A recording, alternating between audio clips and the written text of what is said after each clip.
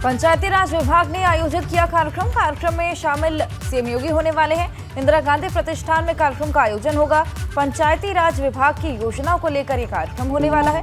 11 बजे इस कार्यक्रम का आयोजन सीएम योगी को यहां पर आमंत्रित किया गया है और ऐसे में पंचायती राज विभाग ने ये कार्यक्रम आयोजित किया है, जो कि 11 बजे आज आयोजित किया गया है। और आपको बता दें कि पंचायती विभाग की तमाम योजनाओं को लेकर ये कार्यक्रम किया जा रहा है।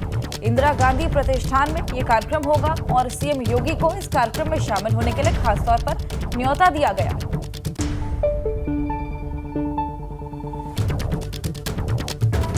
की बड़ी खबर के साथ यूपी से हरियाणा पहुंचे पहलवानों की लड़ाई। कुरुक्षेत्र में आज खाप पंचायत होगी। सुबह 11 बजे कुरुक्षेत्र के जाट भवन में सर्व खाप पंचायत होने वाली है। आगे के आंदोलन की कुरुक्षेत्र में रणनीति बनेगी। कुरुक्षेत्र में खापों के चौधरी फैसले लेने वाले हैं। मुजफ्फरनगर में खाप पंचायत के फैसलों को सुरक्षित रखा गया है और ऐसे में सुबह 11 बजे कुरुक्षेत्र के जाट भवन में यहां पर सर्व खाप पंचायत होने वाली है और आगे के आंदोलन की यहीं पर कुरुक्षेत्र में रणनीति तय होने वाली है। तो अहम खाप पंचायत ही मानी जा रही है, क्योंकि आंदोलन जो कि पहलवानों का लगातार जारी है, उसको लेकर यहां पर आगे की जो रणनीति रहने वाली है उसको लेकर तमाम तरह का मंथन होगा और चर्चा भी की जाएगी। तो पहलवानों के समर्थन में सर्वखाप पंचायत होने वाली है। कुरुक्षेत्र के जाट भवन में सुबह 11 बजे सर्वखाप पंचायत होगी। आंदोलन की आगे की रणनीति पर यहां पर मंथन किया जाएगा। कुरुक्षेत्र खाप पंचायत में कोई भी फैसला लिया जा सकता है। कोई भी बड़ा फैसला आज कुरुक्षेत्र की खाप पंचायत में लिया जा सकता है, क्योंकि आंदोलन लगातार जारी है। ऐसे में आंदोलन को आगे कैसे बढ़ाया जाए, आगे की क्या रणनीति रहने वाली है, इसको लेकर भी आज मंथन किया जाएगा। सोरम पंचायत में क्या कुछ हुआ ये भी आपको बता दें। खाप मुखियाओं की बैठक में कई बड़े प्रस्ताव पास हुए। पंचायत ने अपने फैसले को सुरक्षित रखा। कुरुक्षेत्र पंचायत में खाप चौधरियों से साझा फैसला लिया जाएगा। इसके बाद खाप पंचायत अपने फैसले का ऐलान करने वाली है। राष्ट्रपति केंद्रीय गृह मंत्री से एक प्रतिनिधिमंडल मुलाकात भी करने वाला।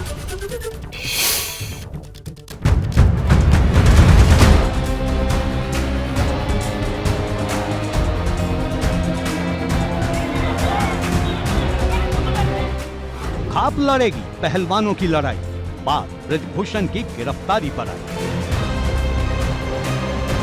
अगर इंसाफ नहीं मिलता तो जिम्मेदारी उनकी होगी। किसानों ने देश भर में किया विरोध, नहीं थम रहा गतिरोध। देश में बड़ा आंदोलन होगा।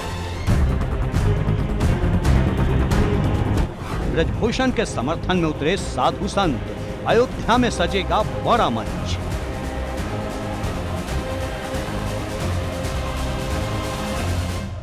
महिला पहलवान और ब्रजभूषण शरण सिंह के बीच शुरू हुई लड़ाई हर दिन बड़ी होती जा रही है, क्योंकि महिला पहलवानों के समर्थन में जहां एक तरफ 28 गांवों की खापें उतर आई हैं, वहीं दूसरी तरफ अयोध्या के कई साधु संत ब्रजभूषण शरण सिंह के साथ खड़े दिखाई दे रहे हैं। गुरुवार को मुजफ्फरनगर के सोरम में महापंचायत हुई, जिसमें यूपी, हरियाणा, पंजाब और राजस्थान से आए खापों ने हिस्सा लिया। दूसरी ओर भारतीय किसान यूनियन ने देश भर में जिला मुख्यालय पर जिलाधिकारी के माध्यम से राष्ट्रपति को एक पत्र सौंपा, जिसमें ब्रजभूषण पर कार्रवाई की मांग की गई। मुजफ्फरनगर के सोरम में हुई खाप पंचायत में शुरू से लेकर आखिर तक बीजेपी सांसद ब्रजभूषण शरण सिंह खाप मुखियाओं के निशाने पर रहे और ऐलान किया गया है कि राष्ट्रपति और गृह मंत्री से प्रतिनिधिमंडल मुलाकात करेगा और ब्रजभूषण शरण सिंह की गिरफ्तारी की मांग करेगा। हालांकि पहलवानों के हक में ये लड़ाई किस रास्ते से और कैसे लड़नी है, इसका फैसला कल कुरुक्षेत्र की पंचायत में होगा। लेकिन इतना साफ है कि खाप मुखियाओं के रुख से इतना अंदाजा जरूर हो जाता है कि लड़ाई लंबी चलेगी। दरअसल महिला पहलवानों की हक की लड़ाई को अब खाप और भारतीय किसान यूनियन ने अपनी लड़ाई बना ली है और साफ साफ कह दिया है कि जब तक ब्रजभूषण शरण सिंह की गिरफ्तारी नहीं होगी, वो पीछे नहीं हटेंगे। इस देश को ऐसा बना कर न चले जाके ये देश उड़ाता ही रहे। हम तो जनता से भी यही अपील करें, भाई कोई भी कदम ऐसा ना उठाओ। बहुत आज परीक्षा की घड़ी है सबकी। पूरा देश आज बारूद के ढेर पर बैठा। इसमें कोई सा सुलहनामा करवावे, सा सुलझवावे बात को और उसे ब्रजभूषण को शुद्ध बुद्धि दे, वो अपनी गिरफ्तारी दे दे। 95% बात दब जगी। वे हताश हैं। पुलिस ने जिस तरह का व्यवहार करा उनके साथ में, वे तो जब आते थे एयरपोर्ट पे तो पुलिस उनको मिलती थी, उनको सलूट करती थी, उनके गले से लगाती थी, लेकिन जो वो व्यवहार हुआ उससे वे बच्चे हताश हैं। ये आंदोलन, ये लड़ाई लड़ी जाएगी। अगर न्याय नहीं मिलता तो पूरे देश में लड़ेंगे। देखिए, जिस दिन से आंदोलन शुरू हुआ और जब से इन्होंने खाप्पो से अपील की, मैं शुरू दिन से इन बच्चों के साथ हूँ और जब तक इनको न्याय नहीं मिल जाता, ब्रजभूषण जेल के अंदर नहीं चला जाता, जब तक इनके साथ मजबूती से खड़ा हूँ। रही बात न्याय की, जिस तरीके से हठधर्मिता सरकार अपना रही है तो पाप का घड़ा एक न एक दिन भरता है और वो भर चुका है। या तो 5 दिन का समय हमने दिया है खाप्पो की तरफ से, या तो सरकार 5 दिन के अंदर ब्रजभूषण को जेल के अंदर डाल के इस मामले को सुलझा ले, वरना सरकार को बहुत भारी पड़ने वाला है। लेकिन एक तरफ जहां मुजफ्फरनगर के सोरम में खाप की महापंचायत हो रही थी, तो दूसरी ओर ब्रजभूषण शरण सिंह अयोध्या में साधु संतों से मुलाकात कर उनका समर्थन जुटा रहे थे। इस दौरान ब्रजभूषण ने प्रेस कॉन्फ्रेंस भी की, जिसमें उन्होंने हमेशा की तरह पहलवानों के सभी आरोपों को एक ओर खारिज किया और दूसरी ओर एक आरोप पहलवानों पर यह कहते हुए लगा दिया कि पहलवान लगातार अपनी मांगे और सवाल बदल रहे हैं। जो पुलिस की जांच में आएगा, जो भी रास्ता मुझे न्यायालय के द्वारा दिखाया जाएगा, उस रास्ते पर मैं चलूँगा। अभी मैं कहूँ तो आप कहेंगे फला ये कह रहे हैं, फला ये कह रहे हैं, फला ये कर रहे हैं, फला ये कर रहे हैं। मैं ये कहूँ तो इससे मेरा कोई भला होने वाला नहीं है। मेरे को जो कुछ भी होगा वो दिल्ली पुलिस करेगी, दिल्ली पुलिस की जांच करेगी, और अगर दिल्ली पुलिस की जांच में मैं दोषी पाया जाता हूँ तो जो कुछ करेगी न्यायपालिका करेगी। दरअसल पहलवानों के पास जहां खाप और किसान संगठनों की ताकत है, वहीं ब्रजभूषण के पास साधु संतों का समर्थन, जिसकी बड़ी तस्वीर 5 जून को अयोध्या में होने वाली जन चेतना महारैली में दिखाई देगी, जिसे सोरम में हुई खाप की महापंचायत के जवाब के तौर पर देखा जा रहा है। फिलहाल उन्होंने उस पर तो कुछ नहीं बोला जो विरोध हो रहा है, जो खाप पंचायत के चौधरी जुटे हुए हैं, लेकिन इतना जरूर कहा कि जिस तरीके से लक्ष्मण जी यहाँ अयोध्या में बैठकर सारी चीज़ें करते थे, कहीं न कहीं एक संदेश है कि 5 तारीख को जो जन चेतना महारैली होगी, जहाँ साधु संत मौजूद रहेंगे, तो वो वहाँ से एक बड़ा संदेश विरोधी हैं उन्हें जो है मिलेगा। अब सबकी निगाहें 4 जून पर टिकी हैं, क्योंकि पहलवानों की तरफ से सरकार को दिया अल्टीमेटम इसी दिन खत्म हो रहा है। अगर इससे पहले सरकार की तरफ से कोई एक्शन नहीं लिया गया तो ये लड़ाई और बढ़ेगी, जो प्रदर्शन के रूप में देश भर में देखने को मिल सकती है। एबीपी गंगा के लिए मुजफ्फरनगर से सनुज शर्मा और अनुभव शुक्ला के साथ ब्यूरो रिपोर्ट। और आज अखिलेश यादव सपा दफ्तर पर बैठक करने वाले हैं। सांसदों के रिपोर्ट कार्ड वाले प्लान पर आज बैठक होगी, जो कि अखिलेश करने वाले हैं। सपा प्रशिक्षण शिविर को लेकर चर्चा होने वाली है। जिलों के पदाधिकारियों के साथ अखिलेश चर्चा करेंगे। आज से 3 से 4 जिलों के पदाधिकारी बैठक को में बुलाया गया है। तो सांसदों के रिपोर्ट कार्ड वाले प्लान पर आज बैठक होगी। तमाम मुद्दों को लेकर चर्चा होगी। सपा प्रशिक्षण शिविर को लेकर भी यहाँ पर चर्चा संभव है। हर जिले के पदाधिकारियों को यहाँ पर अखिलेश ने बुलाया है और ऐसे में तमाम मुद्दों को लेकर चर्चा होने वाली है। तो सपा दफ्तर पर ये बड़ी बैठक, अखिलेश यादव इसकी अध्यक्षता करने वाले हैं। तमाम अधिकारी यहाँ पर मौजूद रहेंगे। सांसदों के रिपोर्ट कार्ड से लेकर तमाम मुद्दे। सपा के दफ्तर पर अखिलेश यादव की बैठक, कई जिले के पदाधिकारी इसमें शामिल होंगे। सांसदों के रिपोर्ट कार्ड वाले प्लान को लेकर बैठक होगी। वर्तमान सांसदों से जुड़ी जो जानकारी है उसको जुटाने पर भी मंथन किया जाएगा। सपा प्रशिक्षण शिविर को लेकर यहां पर खास चर्चा भी संभव है।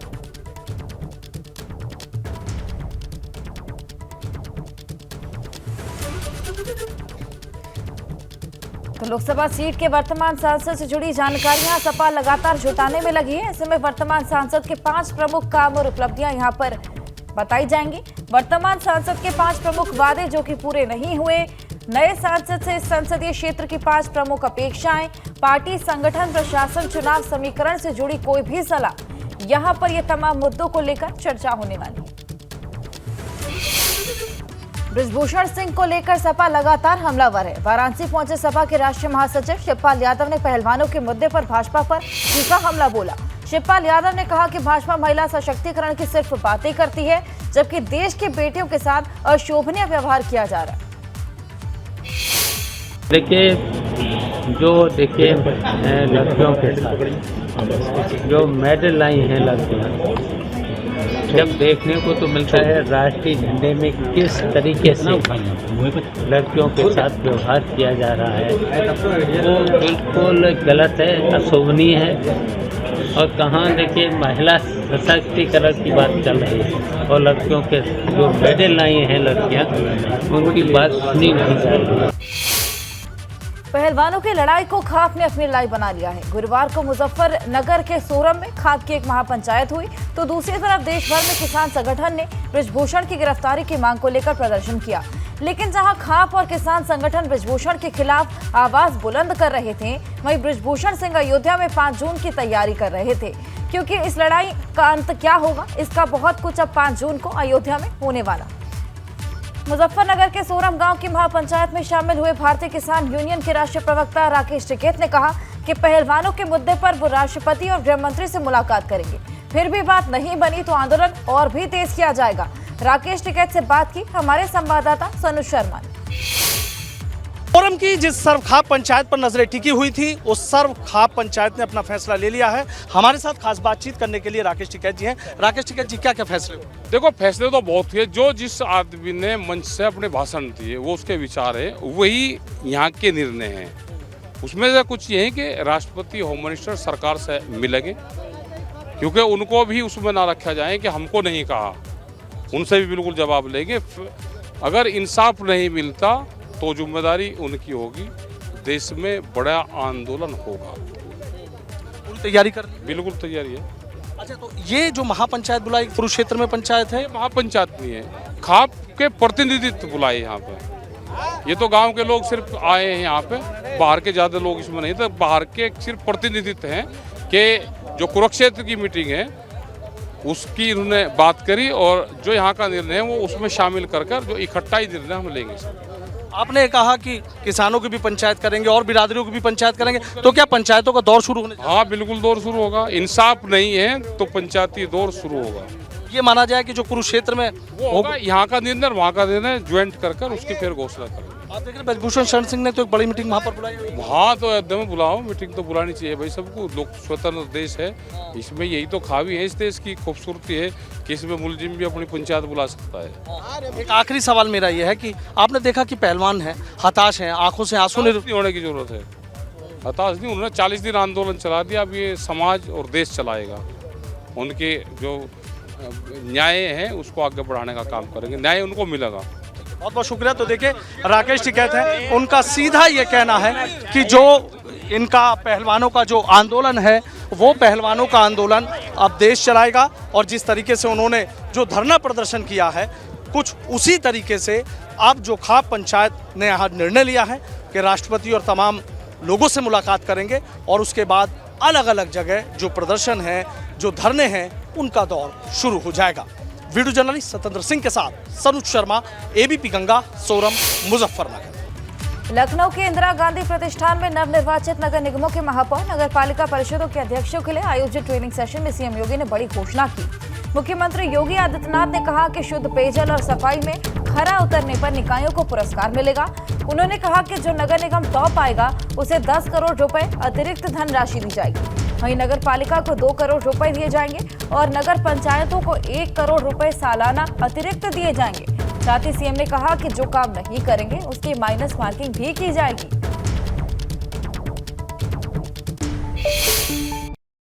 नगर विकास स्वच्छ भारत मिशन के अंतर्गत हर नगर को स्वच्छ और सुंदर की एक नई प्रतिस्पर्धा के साथ जोड़े। 5 से 7 पैरामीटर तय करें, और पैरामीटर तय करें कि जैसे हमने ओबीसी कमीशन के आधार पर तय किया कि नगर पंचायतों का रिजर्वेशन जनपद स्तर पर होगा, नगर पालिकाओं का कमिश्नरी स्तर पर होगा, और नगर निगमों का प्रदेश स्तर पर। ऐसे ही आज मैं कुछ पुरस्कार की घोषणा कर रहा हूं आपके सामने। और पुरस्कार ये कि 5 से 7 पैरामीटर में, स्वच्छता में, शुद्ध पेयजल में, अच्छी सड़कों में, सेफ सिटी के लिए टैक्स आत्मनिर्भरता के लिए, यानी टैक्स लेने में भी उसको भी एक आर्थिक पक्ष को भी जोड़ना, हर एक का नंबर तय करिए और फिर एक स्वस्थ प्रतिस्पर्धा बनाए। हाँ, ये जरूर तय करें कि कोई नगर निकाय इस वर्ष अगर आ गया तो अगले 2 वर्ष फिर वो नहीं आ पाएगा, फिर 2 वर्ष के बाद ही फिर वो कंपटीशन का हिस्सा बनेगा, लेकिन उसको अपना मोमेंटम बनाना पड़ेगा। अगर नहीं बनाएगा तो फिर उसकी माइनस मार्किंग भी वहां पर होगी। और इसको बनाना है नगर पंचायतों में, जो नगर निकाय, जो नगर पंचायत अपने जनपद में इन 5-7 पैरामीटर पे नंबर 1 पर आएगा। जोशीमठ में जमीन धंसने का मामला, राज्य सरकार ने गृह मंत्रालय से अपील की है। एनडीएमए की फाइनल रिपोर्ट जल्द मुहैया कराने की यहाँ पर रिक्वेस्ट की गई है। एनडीएमए की रिपोर्ट मिलने पर ही कोई फैसला राज्य सरकार लेगी। 7 महीने से 8 एजेंसियों की कंपाइल नहीं हो पाई है रिपोर्ट। ऐसे में कुछ एजेंसियों ने अपनी प्राथमिक रिपोर्ट भी नहीं सौंपी है। जोशीमठ में अलग अलग 8 केंद्रीय एजेंसियों ने अध्ययन किया। गुरुवार को भी जोशीमठ में दरार की जानकारी मिली थी और ऐसे में कुछ एजेंसियों ने अभी तक अपनी प्राथमिक रिपोर्ट नहीं सौंपी है। तो जोशीमठ में क्या हुआ था ये भी आपको बता दें। जोशीमठ के 9 वार्ड के 868 मकानों में दरारें पड़ गई थी। 4 वार्ड के 181 भवनों को असुरक्षित जोन में रखा गया था। जनवरी 2023 में घरों में दरारें जो पड़ी थी वो चौड़ी होने लगी थी। जनवरी में 278 परिवारों को सुरक्षित भवनों में शिफ्ट किया गया था। घरों से निकलकर होटलों और स्कूलों और दूसरे भवनों में उनको शिफ्ट किया गया था। जोशीमठ में 132 परिवार के 502 सदस्य राहत शिविरों में भेजे गए थे। 164 परिवार के 493 सदस्य रिश्तेदार या किराए पर रहने वाले चले गए थे। पुनर्वास पैकेज के तहत 53 प्रभावित परिवारों को तकरीबन 15 करोड़ रुपए मुआवजा दिया गया। 2024 लोकसभा चुनाव को लेकर भाजपा का महाजनसंपर्क अभियान जारी है। लोकसभा सीटों को लेकर जो क्लस्टर बनाए गए उनके प्रमुख प्रेस कॉन्फ्रेंस कर मोदी सरकार के 9 साल के कामकाज का बखान कर रहे हैं। और इसी कड़ी में आज कानपुर में केंद्रीय ऊर्जा मंत्री आरके सिंह प्रेस कॉन्फ्रेंस करेंगे। वहीं प्रयागराज में राज्यसभा सांसद आदित्य प्रसाद, यूपी के कैबिनेट मंत्री स्वतंत्र देव सिंह और फूलपुर से भाजपा सांसद केशरी देवी पटेल मोदी सरकार के कामकाज की जानकारी देने वाली है। जबकि आगरा की बात करें तो केंद्रीय राज्य मंत्री मीनाक्षी लेखी, केंद्रीय राज्य मंत्री professor SP Singh Baghel press conference करेंगे। वहीं आजमगढ़ में यूपी के कैबिनेट मंत्री और निषाद पार्टी के अध्यक्ष डॉक्टर संजय निषाद, बस्ती में उत्तराखंड सरकार में मंत्री धन सिंह रावत और यूपी सरकार में मंत्री राकेश सचान प्रेस कॉन्फ्रेंस करेंगे। बलिया में सांसद वीरेंद्र सिंह मस्त और मऊ में केंद्रीय राज्य मंत्री अन्नपूर्णा देवी मोदी सरकार के 9 साल के कामकाज गिनवाने वाली। और ये भी आपको बता दें कि कौन कौन कहां प्रेस कॉन्फ्रेंस करने वाला है। आरके सिंह केंद्रीय ऊर्जा मंत्री कानपुर में प्रेस कॉन्फ्रेंस करेंगे। आदित्य प्रसाद राज्यसभा सांसद प्रयागराज में, स्वतंत्र देव सिंह प्रयागराज में, वहीं केशरी देवी पटेल प्रयागराज में ही करने वाली है। मीनाक्षी लेखी केंद्रीय मंत्री आगरा में करने वाली है। एसपी सिंह बघेल केंद्रीय मंत्री आगरा में प्रेस कॉन्फ्रेंस करेंगे। डॉक्टर संजय निषाद जो कि कैबिनेट मंत्री हैं आजमगढ़ में प्रेस कॉन्फ्रेंस करने वाले हैं। धन सिंह रावत उत्तराखंड सरकार के मंत्री बस्ती में आज प्रेस कॉन्फ्रेंस करेंगे, सरकार की उपलब्धियां गिनाएंगे। राकेश सचान जो कि मंत्री यूपी सरकार के हैं वो बस्ती में आज प्रेस कॉन्फ्रेंस करने वाले हैं। वीरेंद्र सिंह मस्त बलिया में, वहीं अन्नपूर्णा देवी मऊ में आज प्रेस कॉन्फ्रेंस करेंगे और साथ ही सरकार की तमाम उपलब्धियां गिनाने वाली। डिप्टी सीएम ब्रजेश पाठक गुरुवार को बाराबंकी के दौरे पर रहे और यहां पर डिप्टी सीएम ने जिला भाजपा कार्यालय पर संगठन के पदाधिकारियों के साथ बैठक की। साथ ही हाईवे पर मौजूद अस्पताल की समीक्षा भी की। इस दौरान डिप्टी सीएम ने कहा कि आने वाले समय में वहां सभी सुविधाएं मुहैया कराई जाएंगी और जिन 14 जिलों में मेडिकल कॉलेज का काम शुरू नहीं हो पाया उन्हें भी जल्द से जल्द शुरू कर दिया जाएगा। इस दौरान डिप्टी सीएम ब्रजेश पाठक ने अखिलेश यादव के बयान पर भी पलटवार किया। वो पूरी तरह से डिरेल्ड है, कब क्या कहेंगे उनका अपनी भाषा पर नियंत्रण खो चुके हैं और समाजवादी पार्टी पूरी तरह से दिग्भ्रमित है। राष्ट्रीय स्वयं सेवक संघ प्रमुख मोहन भागवत ने नागपुर में संघ शिक्षा 3रा वर्ष कार्यक्रम के समापन समारोह में शिरकत की। इस दौरान संघ प्रमुख ने कई मुद्दों पर अपने विचार रखे। मोहन भागवत ने कहा कि सीमाओं पर बुरी नजर दिखाने वाले दुश्मनों को ताकत दिखाने के बजाय हम आपस में ही लड़ रहे हैं। देश में भाषा, पंथ, संप्रदाय और सहूलियतों को लेकर तमाम तरह के विवाद हो रहे हैं। उन्होंने कहा कि भारत की एकता और अखंडता के लिए हर किसी को प्रयास करना चाहिए। साथ ही संघ प्रमुख के इस्लाम को लेकर भी एक बयान दिया जिस पर अब सियासत भी शुरू हो गई है। पूरे दुनिया में इस्लाम का आक्रमण हुआ, स्पेन से मंगोलिया तक छा गया। धीरे धीरे कालक्रम में वहां के लोग जागे, उन्होंने आक्रमणकारियों को परास्त किया, तो अपने कार्य क्षेत्र में इस्लाम सिकुड़ गया, सब ने सब बदल दिया। अब विदेशी तो यहां से चले गए, लेकिन इस्लाम की पूजा कहां सुरक्षित चलती? यहीं सुरक्षित चलती है। कितने दिन हुए, कितने शतक हुए, ये चल रहा है सहजीवन। इसको न पहचानते हुए और आपस के भेदों को ही बरकरार रखने वाली नीति चलाना, ऐसा करेंगे तो कैसा होगा? किसी ने इसको समझाना चाहिए ना। ये समझदारी पक्की होती तो हम अलग दिखते हैं इसलिए अलग है, इस विचार से देश नहीं टूटता।